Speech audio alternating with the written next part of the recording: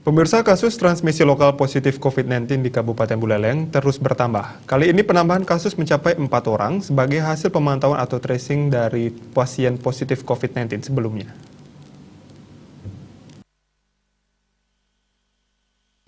Gugus Tugas Percepatan Penanganan COVID-19 Buleleng mencatat ada 4 penambahan kasus baru pasien terkonfirmasi positif COVID-19 per Minggu 24 Mei 2020.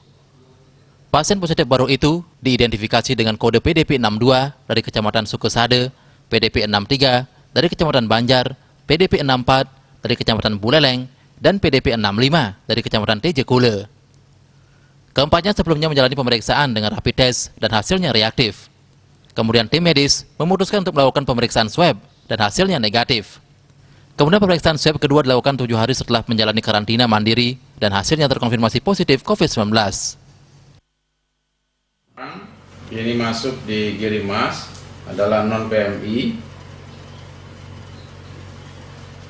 berarti kembali terjadi adanya transmisi lokal. Kemudian ini masing-masing berbeda kecamatan.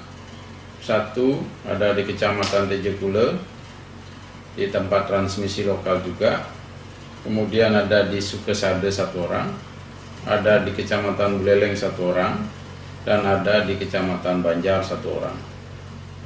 Jadi saat ini kita sudah melakukan tracing, ya, kurang lebih 15 orang, dan saat ini sedang diupayakan untuk bisa dilakukan swab hari ini, ya.